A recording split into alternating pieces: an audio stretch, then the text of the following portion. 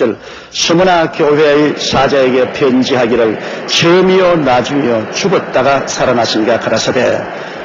여기에 나타난 예수님을 볼 때 벌써 우리가 마음이 섬찟합니다.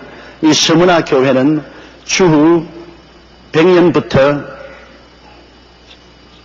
312년 콘스탄티누스 대제가 기독교를 로마에 인정할 때까지, 그러니까 주 100년부터 312년까지 그 교회사 시대를 말합니다. 물론 그 당시 스무나 지역에 있는 교회를 보고 말하고 또 온 세상 교회로 말하지만 역사적인 상징적인 연대로서는 주 100년부터 312년까지 있던 그런 교회를 의미하는 것입니다. 이 스무나라는 것은 크라시드머라 해서 진리게 놓은 방부제라는 것입니다. 몰약이라는 것은 죽은 시체에 썩지 않게끔 방부제를 칠하는 것이 몰약인데요. 이 스무나 교회라는 스무나라는 말은 진이겨 놓은 몰약이라는 것입니다. 그러니 아주 그 교회는 어마어마하게 그냥 핍박으로 진이겨질 것을 말하는 것입니다. 이게 여러분 보십시오. 에베소 교회 신앙이 식으니까, 첫사랑이 식으니까 그때부터 환란이 다가오는 것입니다. 그때부터 큰 시련이 다가오는 것입니다. 첫사랑이 식으면 시련이 다가와요. 가정에도 첫사랑이 식으면 부부간에 싸움이 일어납니다. 막 밥그릇이 날아가기도 하고 경대가 깨지기도 하고, 사랑이 식으면 논쟁이 생깁니다. 교회도 첫사랑이 식으면 핍박이 다가오는 것입니다. 핍박의 바람이다. 우리 한국 교회도 많은 시련을 겪었는데, 그것은 한국 교회가 첫사랑이 식어서 신앙이 세상과 타협할 때마다 거대한 시련이 다가오는 것입니다. 오늘 우리들도 아주 하나님께 여러분 열심히 기도해야지 한국 교회가 신앙이 식으니까 IMF가 다가오지 않았습니까? 반드시 사랑이 식으면 하나님께서 깨뜨립니다. 이러므로 이 스무나 교회는 바로 에베소 교회 시대, 사도시대의 교회가 사랑이 식음으로 이제는 하나님께서 허락해 주셔서 거대한 핍박을 당케 그렇게 만드는 것입니다. 그러면 우리 스무나 교회 이 사자에게 편지하는데 여기에 나타나신 주님은 뭡니까? 처음이요 나중이다. 주님은 모든 역사를 통치하시는 하나님이시다. 처음이요 나중이다. 또 우리 개인의 삶도 태어날 때부터 죽을 때까지 우리 주님께서 온전히 주장하시는 것입니다. 그러므로 왜 스무나 교회는 주님께서 내가 처음과 나중이라고 나오냐? 아무리 정치 권세나 핍박하는 자가 나와서 죽이고 그냥 막 목을 자르고 해도 종국적으로 인간의 생사화복을 주장하시는 하나님이시라는 것입니다. 아무리 우리 육체를 죽여도 영혼은 죽이지 못한다. 그러므로 처음도 내고 나중도 나다. 그리고 여기 나타난 주님은 보면은 내가 죽었다가 다시 살아났다. 그러니까 사망의 권세도 내게 있다. 이렇게 되면 너희에게 큰 핍박이 있다가 올지라도 처음과 나중에 주권은 내가 가지고 있다. 그리고 나는 죽었다가 살아났으므로 죽는 것도 겁내지 마라. 죽어도 내가 살아났기 때문에 나에게 붙어있는 사람 살아난다. 그 육체가 죽는 거 겁내지 마라. 벌써 거대한 시험과 환란이 다가올 것을 주님께서 그 자리에 나타나신 것입니다. 여러분, 우리가 아무리 고통과 괴로움을 당하고 흑암 가운데서 앞날을 분별하지 못할지라도 하나 아는 것은 언제나 우리의 운명의 처음과 끝은 예수님이 책임져 주시는 것입니다. 아무런 세상에 마귀가 온갖 짓을 다 해도 우리의 운명은 마귀가 주장하지 못합니다. 처음 나중의 권세가 하나님께 있으므로 내가 하나님께 내 운명을 맡겨버리면 마음이 편안해질 수 있습니다. 나는 나치 때 그 유대인들을 잡아서 강제노동소에 집어넣고 그 다음에는 가스 방에 넣어가 가스로 다 죽여서 머리는 천을 만들고 고기는 녹여서 비누로 만들고 뼈다귀는 찍어서 비료로 만들고 히틀러가 그렇게 했습니다. 그런데 젊은 유대인 여자가 화란해서 점점 나치의 그 경찰들이 쪼여오는데 그는 불안해서 견딜 수가 없다가 성경을 들어 읽기 시작했고 성경을 읽다가 예수님을 발견했습니다. 그래서 예수님 믿고 난 다음 평안을 얻고 그가 남겨놓은 글이 있습니다. 나는 이제 평안하다. 예수님이 처음이요 나중에 죽었다가 부활하신다. 그러므로 내 운명의 처음과 나중은 나치 독일 히틀러가 좌우하는 것이 아니라 예수님이 좌우하신다. 그러므로 내가 여기서 잡히도 좋고 저 강제노동 수용소에 가서 내가 가스 챔버에 들어가서 죽어도 히틀러가 지금 마음대로 하지 못한다. 나의 운명의 처음도 주님이고 나중도 주님. 주님이 죽었다가 부활하셨으므로 나를 죽여놓아도 주님께서 나를 다시 살리신다. 이러므로 나는 이제 두려워하지 않는다. 그 아주 담대한 글을 적어놨습니다. 나중에 그 젊은 여성이 히틀러에게 잡히고 그리고 강제노동소에 들어가고 처형을 받았지만은 그러나 그 글은 남아 있습니다. 처형을 사람은 그 몸을 처형시켰지만은 그 영혼은 처형할 수가 없습니다. 그 소녀의 처음과 나중은 주님이 다 보장하고 죽어도 주님이 다시 거두어서 살리는 역사를 베풀어 주시는 것입니다. 이러므로 두려워하지 말라는 것입니다. 9절요. 내가 내 환난과 궁핍을 아노니 실상은 내가 부유한 자니라. 자칭 유대인이라 하는 자들의 회방도 아노니 실상은 유대인이 아니요 사탄의 회방. 유일하게 하나님이 꾸짖지 않은 교회가 바로 서문화 교회야. 환난당한 교회는 하나님이 꾸짖지 않습니다.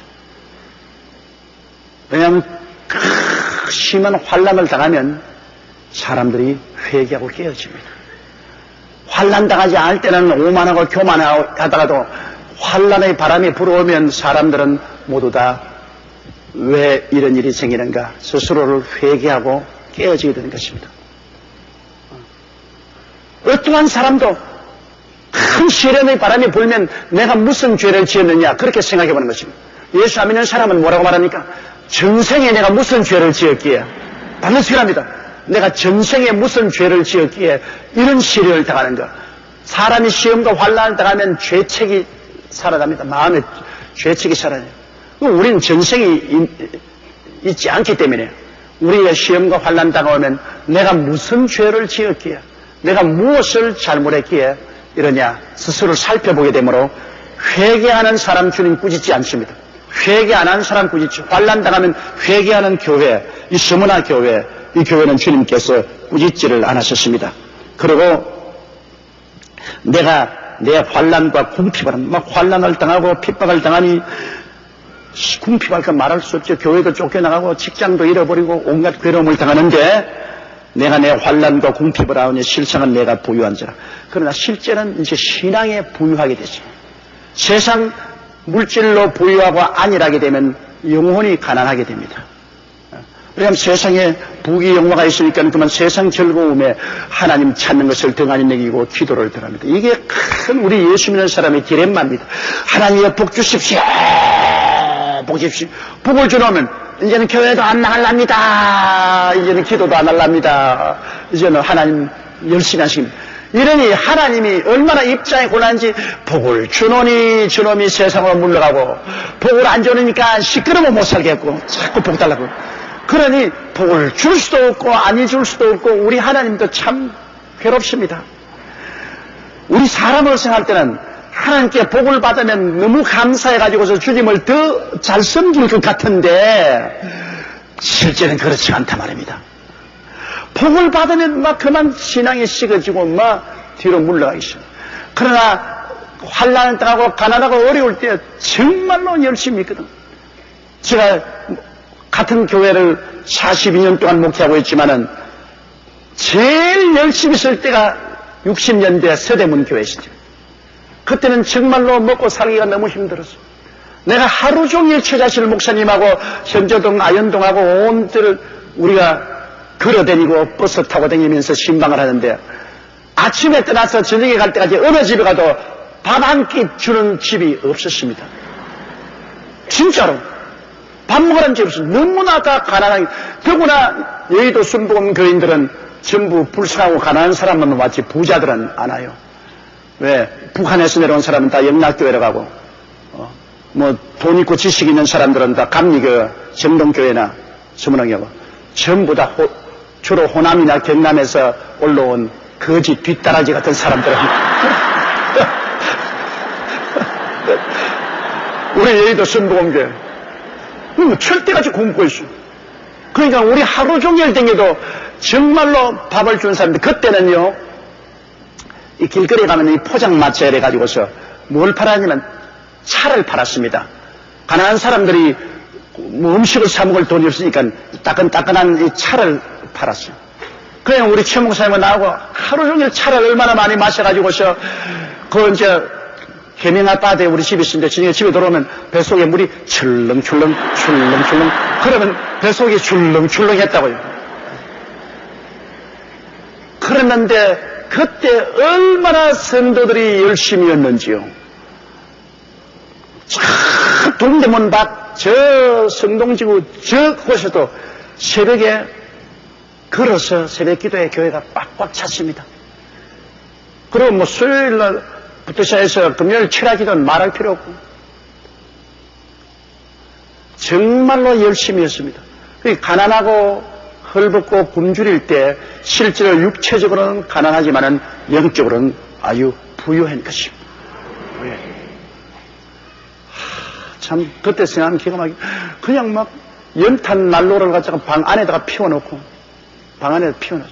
내가 지금도 머릿속에 하나 남는 것은 아이가 연탄을 방 안에 피워놓고 막 찌꺼기띠기 깔아놓고 이렇게 막 이렇게 사는데 그 부인이 폐병이에요. 30대 젊은 여자인데 폐병인데 또 어린애는 가지고 배는 남산만 합니다. 그 남편은 밖에 나가서 일당을 얼마 받아서 그 오면 있으면 먹고 없으면 안 먹고 그 집에 이제 신방을 가는데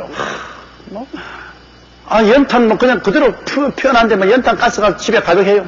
그런 데서 얼굴이 그냥 창백한 그리고 막 너무 못 먹어가 예외 가지고서 막 이 꼬챙이 같은데 또 어린애는 또 가져 있고 뭐 그런 상황. 그런데도 연탄 가스 중독으로 안 죽는 거 참 희한하거든. 그래 내가 물었습니다. 아니 밤에도 피워놓고 사니까 뭐 추워서 못 견디니까 밤에도 피워놓고 삽니다. 그 괜찮으니까 골치가 좀 아프지만 괜찮다. 그 왜냐 하도 파벽풍창이라 뭐 집 구멍이 다 뚫어지니까 바람이 왔다 갔다 하면서 연탄 가스 가자 너무 가난하니까 잡아갈 필요 없다 가자 그것도 어느 정도 뭐 벽도 발라놓고 뭐 이래야 연탄 가스가 사람 잡아가지. 너무 구멍이 많이 뚫어지니까 너무 가난하면 연탄 가스도 안 잡아가겠어. 그래 내가 그 자매님 위해서 내 기도를 해주고 그래 내가 아유 이렇게 몸이 약해가지고서 어린애기를 어떻게 낳기겠냐. 막 괜찮아요 나아요 그러더라고. 그러지만 하루 어린애기 낳았다고 날 보고 와서 예배 봐달라고 연락이 왔어요. 그래서 우리 최재실 목사님하고 가니까 그 어려운 가운데서 혼자서 어린애기를 낳았어요. 산파도 없이 어린애기를 낳았는데 왜냐하면 산파나 누구 부르면 돈 들지 않습니까? 어린애기가 떨어지니까 어린애기 배총을 손가락에 그 테를 손가락에 감았어요. 이 도로 들어가면 안 되니까 못 들어가라고 손가락에 감아가지고 혼자서 억지로 그 테를 딱 끄집어내고 완전히 이건 내가 그래서 그게 얼마나 울었는지 저게 내 딸이라면 어떻게 하느냐. 저게 내 딸이라면 내가 얼마나 가슴을 치고 통곡을 하겠는가. 우리가 예배 보러 갔는데 또 신랑은 또 돈벌이에 나가버리고 없고 그 뭘 좀 주고 싶다. 우리도 뭐 있어야 뭐 주죠 뭐. 그래 눈물로 기도해주고 그런데도 그가 불행하다는 말 안 해요. 나는 너무나 슬픔이도 너무 불행하다고 그래도 뭐 태연하게 뭐 웃으면서 하나님의 은혜로 어린애기 잘 낳았습니다. 그리고 괜찮으니까요. 하나님이 복을 주셔서 괜찮아요. 지금 어디가 사는지 모르겠어. 지금도 이렇게 나빠는지 내가 그 자매님 머릿속에 늘 생각이 돼요. 그 얼마나 원망하고 탄식해야 되겠는데 그 어려운 가운데도 주님을 섬기니까 그 어려움을 다 극복하고 예수님 안에서 희망을 가지고 살더라고요. 그러므로 여러분 반드시 인간의 행복이 물질이 많고 적음에 있지 않습니다. 그 마음이 얼마나 부유한가에 있는 것입니다. 하나님이 그 마음을 점령하면 모든 환경적인 괴로움과 어려움을 극복할 수 있는 마음의 위로를 허락하여 주시는 것입니다. 그래서 내가 내 환난과 궁핍을 안오니 실상은 내가 부유한 자라. 여기 자칭 유대인이라 하는 자들의 회방도 안오니 실상은 유대인이 아니요 사탄의 회방. 유대인이라는 것은 무엇을 상징하느냐? 율법을 상징하는 것입니다. 자칭 유대인이라 하겠어요. 율법주의. 유대인은 십계명을 지키고 환례를 받아야 된다. 그래야 구원받지 않으면 구원받지 못한다. 그래야 큰 소리하고 우리는 십계명을 다 지키고 우리는 환례를 받았다. 너희들은 환례 받지 않고 계명 안 지키면 구원 못 받는다. 이 유대인들이 주장하는 것이 그겁니다. 바울 선생이 늘 그들하고 싸웠는데 이 서문화 교회에도 와가지고서 오직 예수를 믿음으로 말미암아 구원받는 그 신앙을 어지럽게 하고 너희들이 계명을 지키고 그리고 환례를 받아야 된다. 그렇게 한. 그러나 성경은 여기에 말하기를 이 유대인들이 그런 신앙적인 혼돈과 회방을 가져오지만은 실상은 그 유대인이 아니고 사탄의 회라. 율법주의자는 사탄의 회입니다. 오늘날 우리들은 그 은혜를 인하여 믿음으로 말미암아 구원을 얻나니 이것이 우리에게서 난 것이 아니요 하나님의 성물이라. 행위에서 난 것이 아니니 우리가 자랑할 것이 없습니다. 따라 말씀해서 오직 믿음으로. 믿음 이외에는 구원받을 아무런 조건이 없습니다. 새 언약은 예수님이 십자가에 못 박여 몸을 찢고 피를 흘려서 죽으셨기 때문에 예수 그리스도를 믿는 믿음 하나만 가지고 용서와 의를 얻게 되고 성령을 받게 되는 것입니다. 근데 구약 시대는 그 시내산의 언약은 뭐냐? 행위입니다. 환례를 받고 십계명을 지켜야 구원을 받는다. 그러나 구약에 십계명을 지킨 사람이 있었나요? 의인은 없나니 하나도 없었습니다. 그럼 하나도 없었는데도 불구하고 이제는 구약은 지나갔고 신약시대 예수님이 갈보리산에서 우리가 새로운 언약을 맺었는데 그것은 믿음의 언약입니다. 옛날에 시내산에서의 언약은 행위의 언약입니다. 모세하고 맺은 언약은 행위, 십계명을 지켜야 구원받는 행위의 언약입니다. 예수님이 맺은 언약은 이거는 믿음의 언약인 것입니다. 그런데 이미 지나간 시대의 것을 가지고 왔어. 이제 너희들이 믿기만 해서 구원받는 건 아니다. 율법을 지키고 할례를 받아야 된다. 이런 것을 서문화교에서는 단호하게 배치겠습니다. 그런 엉터리 같은 소리 하지 마라. 우리는 오직 예수를 믿음으로 말미암아 구원을 한다. 그 유대인들이 굉장히 신앙적인 회방을 하고 그리고 그 율법주의자들이 일어나가지고서 오히려 로마 황제에 숭배하지 않고 예수만 섬긴다고 해서 고발도 하고 그래서 잡아 죽게끔도 하고 했는데 그 율법주의자들은 내가 보낸 사람이 아니다. 그거는 사탄의 회다. 마귀의 짓이다. 오늘날 다 가집니다, 여러분. 율법주의자들은 자기도 율법 못 지키면서 다른 사람에게 율법 지키라고 합니다. 우리는 예수를 믿고 구원을 받았기 때문에 우리는 율법을 지켜서 거룩하게 되려고 하지 율법을 지킴으로 구원받는 것은 아닙니다, 여러분. 우리 구원의 조건은 믿음밖에 없습니다. 믿어서 구원받았기 때문에 하나님 자녀답게 살기 위해서 율법을 우리가 지키는 것이지 율법을 지킴으로 구원받는 것은 아닙니다. 이것을 잘못 이해하면 큰일 나는 것입니다.